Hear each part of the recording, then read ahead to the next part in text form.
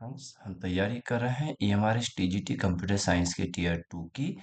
और ये वीडियो का पार्ट 2 है जिसमें हमारा टॉपिक है इनकोडिंग स्कीम्स। इसके अंदर में आज हम क्वेश्चन आंसर्स करेंगे। लास्ट वीडियो में हमने एक्सप्लेनेशन किया हुआ है। इस टॉपिक का ये लास्ट वीडियो है। न्यू टॉपिक नेक्स्ट वीडियो से शुरू होगा, जो कि आपको कहीं पर भी इंटरनेट वगैरह में नहीं मिल रहा है। ओके, मैं उसको पढ़ाऊंगा, डोंट वरी। आगे बढ़ते हैं, डायरेक्टली क्वेश्चन आंसर पर चलते हैं। तो आपका सबसे पहले आपके सामने मैंने सिलेबस दिखाया हुआ है। ये सिलेबस है आपका, जिसको कि अभी हम पढ़ रहे हैं।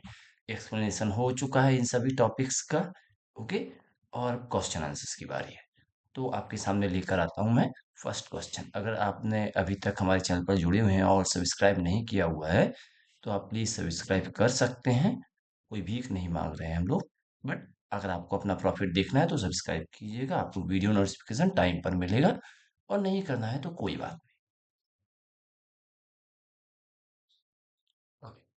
क्वेश्चन है हमारा, let X be a number system having B symbols only. एक एक्स कोई नंबर सिस्टम है जिसमें सिर्फ एक ही सिंबल है, B. Okay, write down the base value of this number system. इस नंबर सिस्टम का बेस वैल्यू लिखना है। क्या लिखना है? Base value. सबको पता है एक ही है तो बेस वैल्यू क्या होगी, आप सब जानते हैं। The base value is always of a number system is equal to number of symbols it has.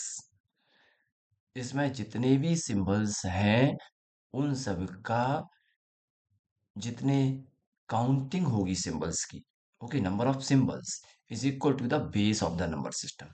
तो यहाँ पर कितने सिंबल है? एक ही सिंबल है, तो इसका बेस क्या हो जाएगा? That X has B symbols, it means the base value is B, या आप इसको बोल सकते हैं 1। ओके, आगे बढ़ते हैं नेक्स्ट क्वेश्चन पर। चलिए, नेक्स्ट क्वेश्चन आपके सामने हम लेकर आते हैं। ये देखिए, इसको जरा सेट करना पड़ेगा, ये मोस्ट इंपोर्टेंट क्वेश्चन है। एनसीईआरटी के क्वेश्चंस हैं ये। ओके, जो आपके सामने चल रहे हैं वो एनसीईआरटी वाले क्वेश्चन है, याद रखिएगा। हमारे नहीं है, एनसीईआरटी के हैं। और एनसीईआरटी के क्वेश्चन हूबहू एग्जाम में आते हैं, उठा के सेम रख देते हैं। ओके, क्वेश्चन है यूनिकोड से। एक वर्ड दिया हो, हम सब एक, बस इतना सा, हम सब एक। इसका हमें यूनिकोड लिखना। क्या लिखना है? यूनिकोड। तो यूनिकोड लिखने के लिए हमको क्या करना होगा? ओके, क्वेश्चन भी रीड कर लेते हैं। Right the equivalent hexadecimal and binary values for each character. इसके हर एक कैरेक्टर के लिए उसकी हेक्साडेसिमल और बाइनरी वैल्यू लिख दो। Got it? इतना सा क्वेश्चन है, ये यूनिकोड में दिया हुआ फ्रेज है। तो सब हम देखते हैं। जब यहाँ पर यूनिकोड ये रहा इसका, इसके हेक्साडेसिमल वैल्यू ये रहा, और बाइनरी वैल्यूज ये रही। अब ये कहाँ से आएगा भाई?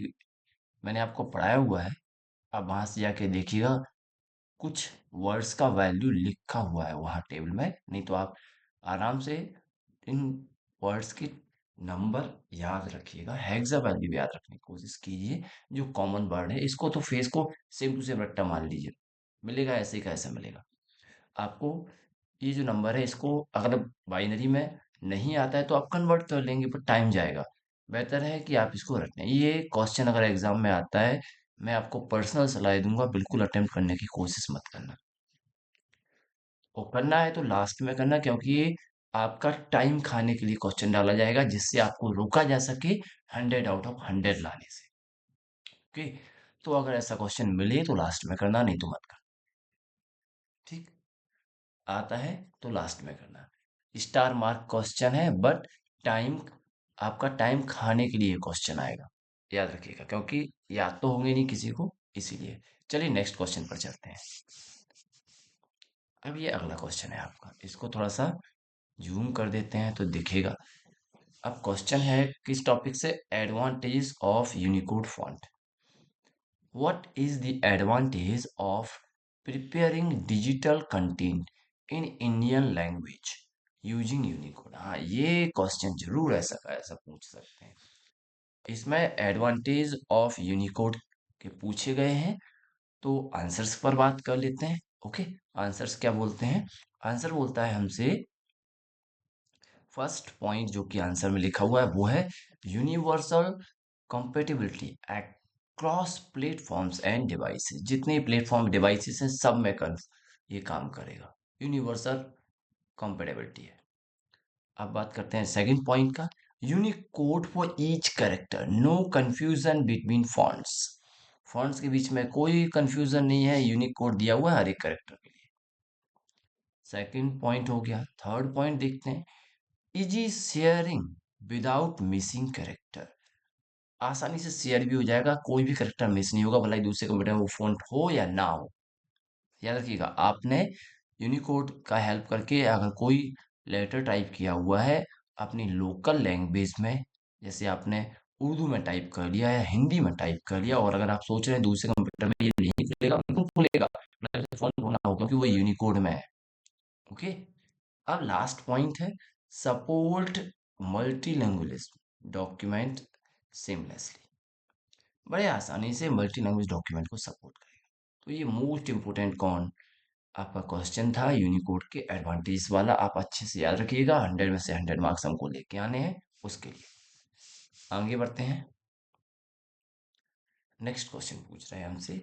एक टॉपिक है यहाँ पर, steps to type in Indian language Unicode. Indian language Unicode में टाइप करने के स्टेप्स पूछ रहे हैं। चलिए क्वेश्चन देख लेते हैं। Explore and list the steps required to type in an Indian language using Unicode. Indian language में यूनिकोड की हेल्प से टाइप करना है। चलो, अच्छा आंसर है, बढ़िया क्वेश्चन है। आंसर्स देखते हैं।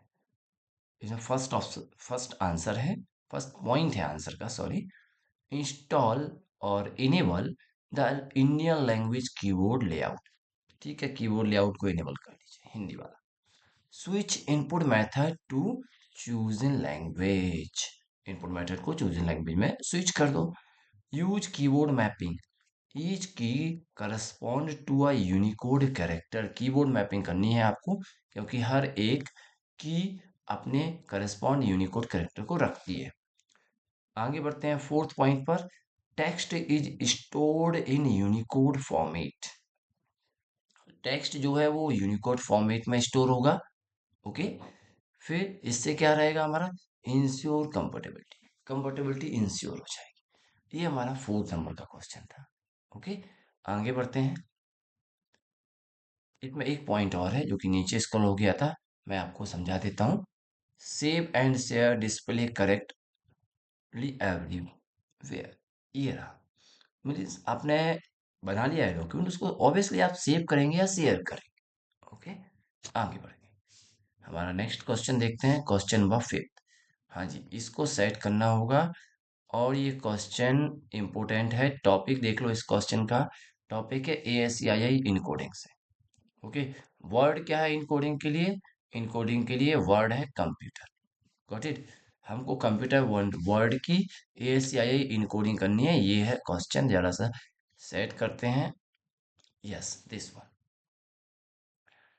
encode the word computer using ASCII to convert the encode value into binary। देखिए, जब ऐसा एग्जाम में आता है तो कैपिटल में लिखा है, स्मॉल में, इस चीज का विशेष ध्यान देना। इस पूरा का पूरा कंप्यूटर कैपिटल में है। जब कैपिटल कैपिटल में लिखा हुआ है तो हमें कैपिटल का यूनिकोड उसके साथ में रखना है। सी के लिए 67, आपको सबको याद है, ए से start, A capital A start होता है 65 से। ओके, और बी 66।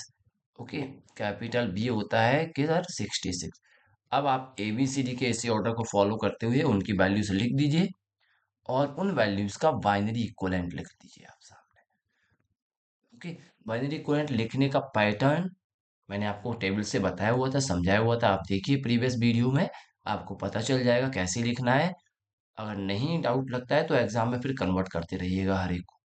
ओके, अदरवाइज वहां से अगर आपको पैटर्न समझ में आ जाता है कि कैसे बनाना है, तो आप आसानी से बना के लिख पाएंगे। Got it. चलिए, ये एग्जाम के लिए पूछ रहे इम्पोर्टेंट है कि नहीं, भैया आंख बंद करके ऐसे क्वेश्चन को तैयार कर लेना। कंप्यूटर होगा, डेटा होगा, एग्जाम होगा। ओके, ऐसे वर्ड्स वो रखेंगे आपके सामने, जिनको आपको ASCII वैल्यू लिखनी होगी और बाइनरी वैल्यूज लिखनी होगी, या बेसिकली ASCII वैल्यूज लिखनी होगी। ओके, आप तैयार रहिएगा। ये क्वेश्चन IMP है, इम्पोर्टेंट है, इम्पोर्टेंट। ओके, आप इसको तैयार करिएगा। आगे बढ़ते हैं। ओके, नेक्स्ट क्वेश्चन में एक ही क्वेश्चन सामने दिख रहा है हमारे सामने। क्वेश्चन क्या है? ASCII encoding of step one. यही है ना? क्या मैंने इसका आंसर लिखा आपके सामने? है क्या स्क्रीन पर? नहीं है। इसका मतलब क्या है कि ये क्वेश्चन आपके लिए क्या है? HW होमवर्क, या हम बोलेंगे इसको अपनी लैंग्वेज के टर्म में, हमने अलग टर्म बनाया, E work, enjoyable work. E work, EW, enjoyable work. Okay, E W means, means क्या है अपना? इंजॉय, इंजॉय, और W means work, enjoyable work. Okay, हमने नए टर्म बना रखे हैं भाई अपने लिए। HW नहीं होता है हमारे पास, HW पुराना हो गया है, खत्म कर दिया हमने। NEP जो भी हो हमने अपने लिए खत्म कर दिया, हमने बोल दिया EW, इंजॉय वर्क या इंजॉयबल वर्क। ओके, चलिए तो आज के लिए इतना ही रखते हैं। हमारा टारगेट आपके सामने है, सभी लोग तैयार रहिएगा। सबको ही मार्क्स के लिए मेहनत करनी है, सबके 100 आउट ऑफ 100 आने चाहिए, जो भी हमारे साथ तैयारी कर रहे हैं। और जो तैयारी नहीं कर रहे हैं, कहीं और से कर रहे हैं, भगवान करे उनके भी 100 में 100 आए, और ये हमारे से कंफ्यूज है कि किसको लें किसको डालें। सब 100 में 100 लेके आ जाने चाहिए, सबका सिलेक्शन हो जाना चाहिए। ओके, आपका आंसर किया आ चुका है, आप लोगों ने मिला लिया होगा। उम्मीद है जिनके भी 48+ मार्क्स हैं उन सबको कट ऑफ में आना चाहिए, उम्मीद है। बाकी देखते हैं क्या होता है। ओके, आज के लिए इतना ही friends. Thank you everyone, thank you my friends.